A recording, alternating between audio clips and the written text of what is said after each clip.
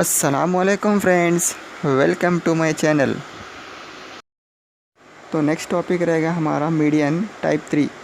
तो पिछले लेक्चर में मैं टाइप 2 के बेस पे सम कराया था।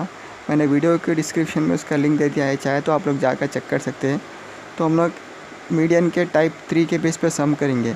तो चलिए स्टार्ट करते हैं हम अपना question. Before to that let me remind you, अगर आप मेरे चैनल पर नए हो तो चैनल को सब्सक्राइब कीजिए और इस बेल आइकन को प्रेस कीजिए ताकि मेरी नई आने वाली वीडियोस की नोटिफिकेशंस आपको मिलती रहे। Recast the following cumulative table in the form of an ordinary frequency distribution and determine the median। तो टेबल रहेगा हमारे पास नंबर ऑफ डेज एबसेंट, यानी नंबर ऑफ डेज एबसेंट की जो लिस्ट है हमारे पास कुछ इस तरह से है: less than 5, less than 10, less than 15, less than 20, less than 25, less than 30, less than 35, less than 40 and last less than 45। फिर इसके बाद नेक्स्ट टेबल में जो है हमारे पास नंबर ऑफ़ स्टूडेंट्स, यानी कि जितने डेज बच्चे एब्सेंट हो रहे हैं, यानी कि लेस देन 5 में कितने स्टूडेंट्स एब्सेंट है, यानी कि लेस देन 5 में नंबर ऑफ़ स्टूडेंट्स जो एब्सेंट है हमारे पास 29 फर्स्ट। नेक्स्ट आएगा हमारे पास 224, फिर नेक्स्ट हमारे पास आएगा 465, फिर नेक्स्ट हमारे पास जो आएगा 582, फिर नेक्स्ट 25 से लेस जो आएगा हमारे पास 634, फिर नेक्स्ट जो आएगा हमारे पास 644, फिर नेक्स्ट जो आएगा हमारे पास 650, फिर नेक्स्ट जो दिया हमारे पास 653 एंड लास्ट जो दिया हमारे पास 655। यानी कि ये नंबर ऑफ़ स्टूडेंट्स की जो लिस्ट दिया है हमारे पास, ये इस तरह से दिया है कि जो नंबर ऑफ़ डेज एब्सेंट जो आ रहा है रेंज, उस रेंज में नंबर ऑफ़ स्टूडेंट्स कितने एब्सेंट हो रहे हैं वो दे रहा है यहाँ पर। तभी यहाँ पर एक चीज़ ऑब्ज़र्व करिए आप लोग, यहाँ पे नंबर्स इंक्रीज़ हो रहे हैं हमारे पास। जैसा कि मैंने प्रीवियस वीडियोस में कहा था कि हमेशा सेकंड वाला बॉक्स जो रहता है हमारे पास फ्रीक्वेंसी रहता है, पर इस क्वेश्चन में मैंने ये नहीं कहा है कि सेकंड वाला बॉक्स फ्रीक्वेंसी है। क्यों? क्योंकि एक बार नंबर्स को ऑब्ज़र्व करिए आप लोग। फर्स्ट आ रहा है हमारे पास 29, फिर इसके बाद आ रहा है 224, फिर 465, यानी कि नंबर्स यहाँ पर कंटिन्यूसली इंक्रीज़ होते जा रहे हैं। तो ये फ्रीक्वेंसी नहीं है। फ्रीक्वेंसी में ऐसा होता है कि नंबर्स इंक्रीज़ और डिक्रीज़ होते रहते हैं। फिर फ्रीक्वेंसी नहीं है तो क्या है फिर? ये फ्रीक्वेंसी नहीं बल्कि क्यूमुलेटिव फ्रीक्वेंसी है, लेस देन क्यूमुलेटिव फ्रीक्वेंसी, जैसे कि क्वेश्चन में भी दिया हुआ है। तो अभी इस लेस देन क्यूमुलेटिव फ्रीक्वेंसी को हम लोग को पहले फ्रीक्वेंसी में कन्वर्ट करना पड़ेगा। फिर इस नंबर ऑफ़ डेज एब्सेंट जो आ रहा है हमारे पास, यानी less than 5, less than 10, less than 15 up to so on, इसको हम लोग को क्लास इंटरवल में कन्वर्ट करना पड़ेगा। इन दोनों को पहले कन्वर्ट करे बाद उसके बाद हमें मीडियन का प्रोसीजर अप्लाई करना पड़ेगा। तो चलिए आते हैं इसके प्रोसीजर पर। तो अभी देखिए, फर्स्ट जो आएगा हमारे पास नंबर ऑफ़ डेज एब्सेंट, जो कि क्वेश्चन में दिया हुआ है हमारे पास, ठीक है ना। फिर उसके बाद जो है हम लोग इस नंबर ऑफ़ डेज एब्सेंट जो है इसको क्लास इंटरवल में कन्वर्ट करेंगे हम लोग। तो अभी देखिए क्लास इंटरवल पता कैसे चलेगा, ये कितने रेंज पे आ रहा है। तो अभी एक बार लिस्ट एक बार देखिए आप लोग, क्या आ रहा है। फर्स्ट लेस देन 5, फिर लेस देन 10, 15। तो इससे ऑब्ज़र्व कर सकते हैं आप लोग, यानी कि ये मल्टीपल ऑफ 5 का आ रहा है। तो इससे हम लोग क्लास इंटरवल में कैसा कन्वर्ट करेंगे देखिए। तो फर्स्ट लिस्ट में क्या आ रहा है हमारे पास, लेस देन 5 आ रहा है, यानी कि लेस देन 5 से लेस ऐसा क्या नंबर रहेगा जिसका रेंज 5 बन सकेगा हमारे पास। अगर नहीं समझ में आ रहा तो आप लोग 5 सब्ट्रैक्ट कर दीजिए। तो 5 - 5 क्या रहेगा हमारे पास, 0, यानी कि 0 से स्टार्ट हो गया हमारे पास, यानी कि 0 to 5 आएगा फर्स्ट। फिर उसके बाद नेक्स्ट क्या रहेगा, 5 पे ख़त्म हो रहा है, शुरू 5 से करिए, यानी 5 to 10। फिर इसके बाद 10 to 15, फिर इसके बाद 15 to 20, फिर इसके बाद आएगा हमारे पास 20 to 25, फिर 25 to 30, फिर 30 to 35, इसके बाद 35 to 40, इसके बाद 40 to 45। इस तरह से हम लोग क्लास इंटरवल अरेंज करेंगे। फिर उसके बाद आएगा नंबर ऑफ़ स्टूडेंट्स, वो तो क्वेश्चन का दिया हुआ है, यानी कि LCF। उसको हम लोग को फ्रीक्वेंसी में कन्वर्ट करना पड़ेगा, यानी कि नंबर ऑफ़ स्टूडेंट्स फ्रीक्वेंसी। तो किस तरह से करेंगे हम लोग, तो फर्स्ट आएगा हमारे पास 29, फिर इसके बाद हम लोग उस 224 को हम लोग इस 29 से सेपरेट करेंगे तो क्या आएगा हमारे पास 195। फिर 465 को 224 से सेपरेट करेंगे तो 241 आएगा। फिर 582 को 465 से सेपरेट करेंगे तो 117।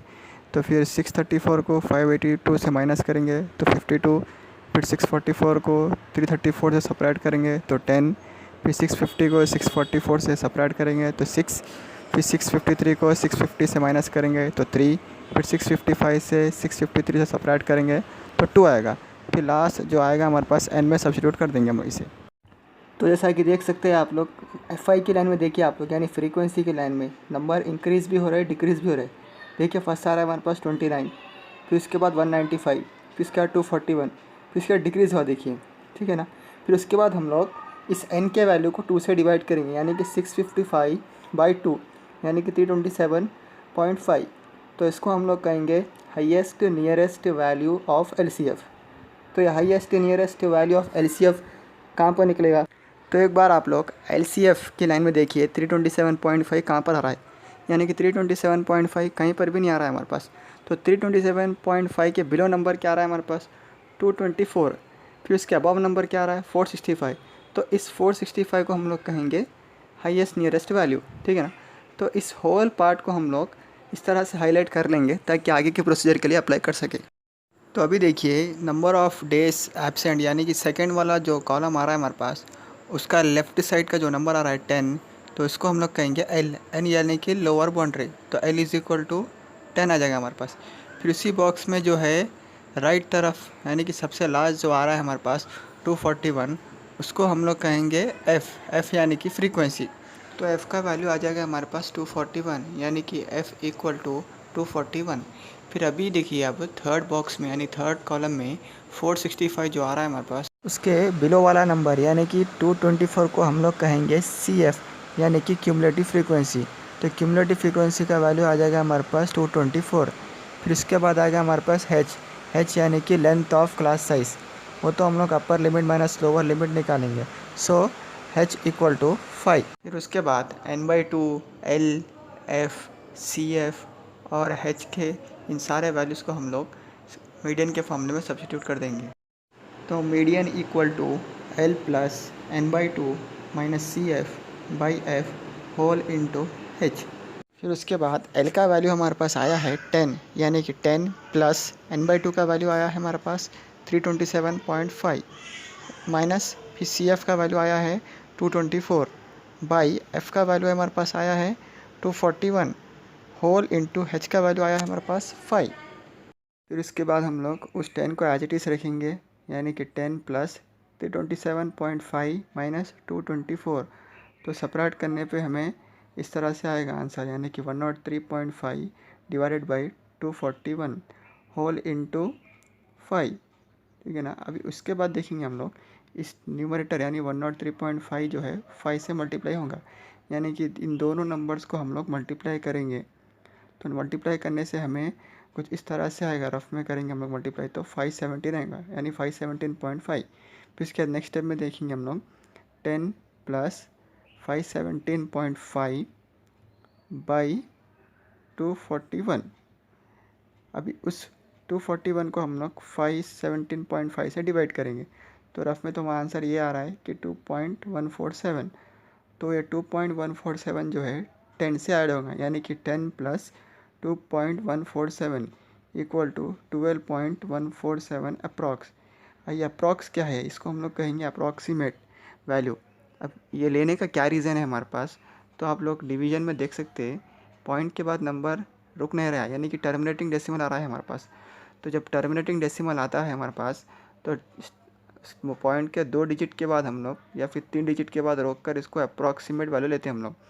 अगर हम लोग 2 डिजिट पर रोक रहे हैं तो इसका मतलब 4 तक आ रहा है हमारे पास राउंड फिगर।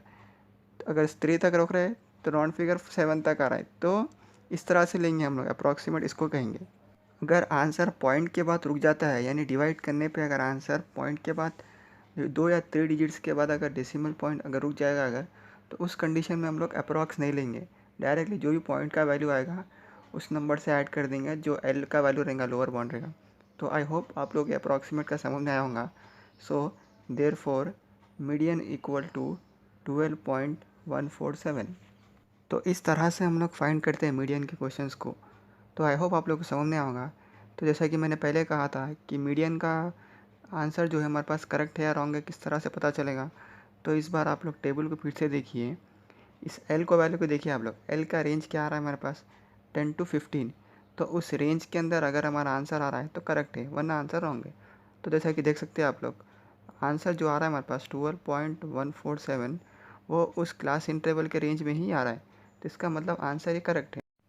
तो मैं आप लोगों को इसके रिलेटेड कुछ क्वेश्चंस डाला हूँ, 4 क्वेश्चंस। आप लोग इस क्वेश्चंस को ट्राई करिए। ये मीडियन के 3 टाइप्स अब तक मैंने जो भी एक्सप्लेन किया है उसके बेसिस पे ही क्वेश्चन दिया हूँ मैं। आप लोग इसे ट्राई कीजिए। अगर उसके बाद कुछ डाउट आता है अगर आप लोगों को, तो मुझे आप लोग कमेंट बॉक्स में डाउट क्लियर कर सकते हैं आप लोग। तो आई होप आप लोगों को ये सब समझ में आया होगा। इंशाल्लाह हम लोग नेक्स्ट वीडियो में मिलते हैं। अल्लाह हाफिज़, टेक केयर।